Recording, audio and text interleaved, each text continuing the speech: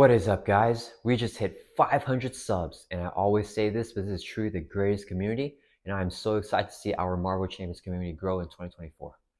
These talking to the camera videos are always out of my comfort zone, but I want to show my appreciation, and I've had a lot of questions about what heroes I like the most. So here are my top 5 favorite heroes. And a little disclaimer before we begin, this list is purely subjective and not a power tier list. But while talking about the heroes I like, I will also include their power ranking. So without further ado, let's begin with hero number 5. Tony Stark, Iron Man. Iron Man is so cool to play. You get a +1 hand size for each tech upgrade you control up to a max of 7, and when you start the game, you have no tech upgrades, so your hand size is only 1. So you start off in Alter Ego, and you're just like Tony Stark in the movies, where he kind of has nothing, and he has to work his way up, building all your different pieces of your suit.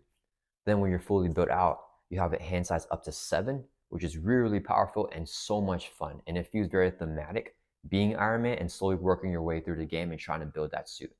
The way that I like to play Tony is Injustice, because I'm always in Alter Ego, trying to get my pieces up and running.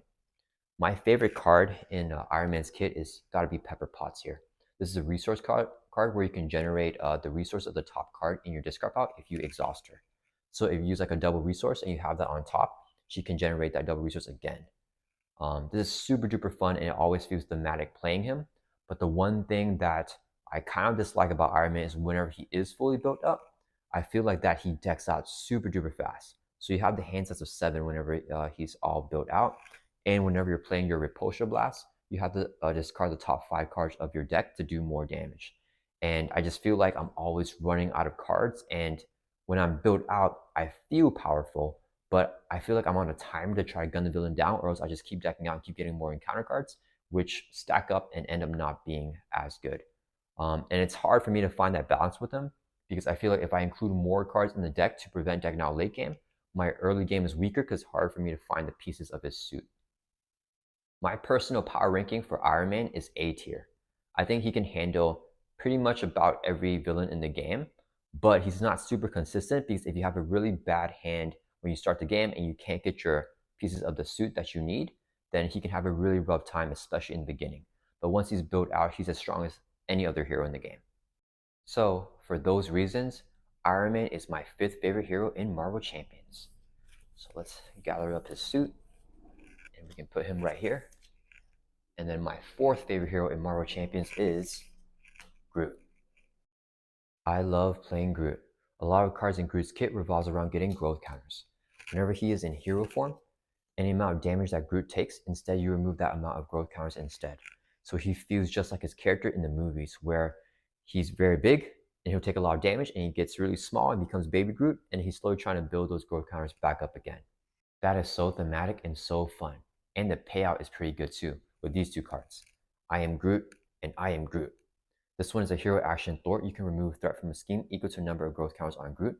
So you can have a max of 10 and remove 10 threat with just this 1 card. This one is an attack where you do damage equal to the amount of growth counters on Groot. So if you have 10, you can do 10 damage with this card. There is not much more satisfying feelings playing Marvel Champions than playing an I am Groot and doing 10 damage to an enemy. My favorite way to play Groot is with the shield cards. Groot has problems thwarting, but he has really good defense and survivability because of his growth counters, and he has really strong attacks.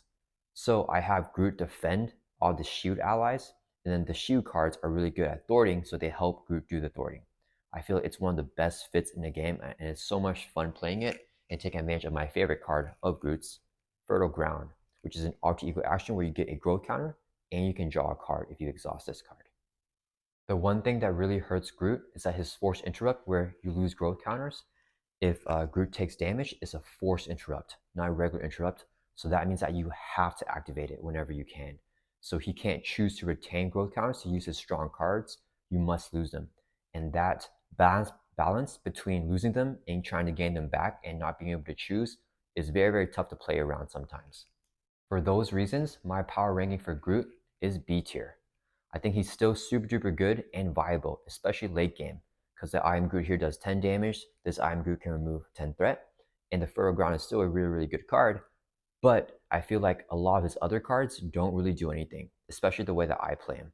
I'm just kind of relying on the shield cards to get him going, and in endgame, he can help finish it off. Most of the cards in Groot's kit revolves around having growth counters. So if you don't have the growth counters, these cards aren't inherently good. And I think that makes them lack some consistency. That being said, Groot is probably the most rewarding hero to play if you can get him fully built out. So for me, he's still super duper fun, and that's why he is number 4 in my hero rankings. So let's put up Groot's card and then put him on number 4 right here. So my third favorite hero in Marvel Champions is Cable. I've only recently started playing Cable, but man, he embodies everything that I love. He's your premier build-out hero. So unlike Iron Man that has kind of a weak and inconsistent start, Cable still wants to build out with player side schemes, but he has an amazingly strong start because you can tutor any player side scheme from your deck or discard pile and put it into play with a setup ability. That means if you want his gun turn 1, you can get it for sure, or if you want his resource generator turn 1, you can also get that for sure. Cable to me is the most consistent hero in the game and so powerful, and I love playing him in aggression. So I can use cards like Hand Cannon and Boot Camp because I feel they enhance his power and give him that little bit of boost, in addition with his Telekinetic Blast here, to just do enough damage. Because he's so consistent anyways, I can really just gun the villain down in one deck pass. My favorite card with Cable is this Grey Malkin right here because I just love resources and resource generation. This one's so good because after a side scheme is defeated, you can ready the Grey Malkin constantly. So you can generate resource, defeat a side scheme, generate resource, and defeat a side scheme again and generate another resource. That just feels so fun and so powerful. Building out my board and setting up that big burst turn is my favorite thing to do in Marvel Champions, and Cable really does that at such a high level. His Mind Scan right here, remove 3 threat from the scheme, remove 1 additional threat from that scheme for each side scheme in a victory display, and then his Telekinetic Blast, 6 damage to enemy, and then 1 additional damage for each side scheme in a victory display. If you have like 6, 7 side schemes, this can be like 10 threat removal with just 2 cost, or like 13, 14 damage with only 3 costs. So it feels so rewarding, so powerful late game after you've done all that setup. The one thing that's lacking with Cable is that you kind of have to always play around these player side schemes. But for me, there is some variety because you're not always picking the same one. Sometimes you want to get build support because you want Grey Malkin first. Sometimes you want to call for backup because you already have Grey Malkin in your hand. So it will still depend on what your starting hand is. But I can see that kind of getting boring for some people because he's just always doing the same thing. For me personally, it's not that big of a deal because I am always building out anyways. So a hero that helps me build out more consistently is always going to still be fun. My power ranking for Cable is S tier. I think he stands up there with one of the best heroes in the game in multiplayer and in solo. And I think that there's not much heroes that are as strong as him, as consistent as him, and he can take on every single scenario in Marvel Champions. So I'm going to put him in my number 3 slot. My second favorite hero in Marvel Champions is Deadpool. Deadpool is known for being a rush hero, so that kind of contradicts everything I just said. But the way that I play Deadpool is by building out. So his hero ability, the Regenerate Degenerate, means that he can never ever die. The first thing that I thought whenever I saw that is that he would be amazing at building out because you don't have to worry about dying. All you have to do is worry about threat removal. He has 9 hit points and a recovery of 8. That means that with 1 recovery tick, the pool resource here, Self-Confidence, will be a triple resource because he's going to be at full hit points. Then with his own card, the Chimichanga Truck, every single time he recovers, you can exhaust his card and he can ready back up. This combo is super duper fun and super duper synergistic and gives him so much economy. I love playing heroes with high economy, and these triple resources help Deadpool get out the Web of Life and Destiny. I love playing Deadpool with the Web Wars, and I really don't think there's any other hero other than Inherent Web Wars that work as well with this trait other than Deadpool. It's super duper fun getting out Ghost Spider endgame and having her tutor a strong event like this card's fire for Deadpool. His economy works so well because the Web Warriors are often 3 cost cards, and they just pay perfectly with the Self-Confidence here, which you can easily get with the Chimichanga Truck, which is my favorite card in Deadpool's kit. After I'm fully set up with Deadpool, I'll play Exhausting Personality to draw like 10 cards and play the Symbiote Suit to do his massive damage. I've done 50 damage in true solo in 1 turn against Expert Venom Goblin, and in multiplayer, I've done even more with Deadpool. It feels so rewarding trying to manage the threat and build out all these web wars and then finally make that big push. The one thing that's lacking about Deadpool is that he's kind of inconsistent and requires a little bit of luck. So whenever you trigger the Regenerate Degenerate, you have 1 hit point and you flip over to Alter Ego. If you die in Arch Eagle, you do actually die. So Ultron, he has a card, it's called Concussive Blast, where it just does 1 damage to every friendly character. And then Magneto has like Metal Shards, which also pings off 1 damage to every character. So if you get really bad luck and you get those cards somehow as your encounter cards, then Deadpool will die. So I don't find him as the most consistent hero, but if you have a fair amount of luck, then you will be able to get the combo off, and it's loads of fun. My power ranking for Deadpool is A tier. I think that there are times where he can definitely feel like the best hero in the game. When you get all your combos going and you have good luck, he is monstrous. But there are other times where he kind of just dies pretty easily if you have bad luck. And I think that to be the best hero in the game or to be S tier, you have to be super duper consistent. I don't think that that is Deadpool. There are times where I'm facing certain villains or whenever I'm playing with our group where I don't want to play Deadpool because I know that it's going to be a very annoying matchup and it's going to be pretty rough for our team. So he's not the hero that I'll always pick to play. And for that reason, I don't think that he has the consistency that I need for an S tier hero to be. That being said, he is still my second favorite hero in the game, and I think he's still so much fun to play. So he is in spot number 2 right here. Let's put him over in hero form. Finally, let's get to my top hero in Marvel Champions, which is Peter Parker Spider-Man. He's simple, he is reliable, and he is consistent.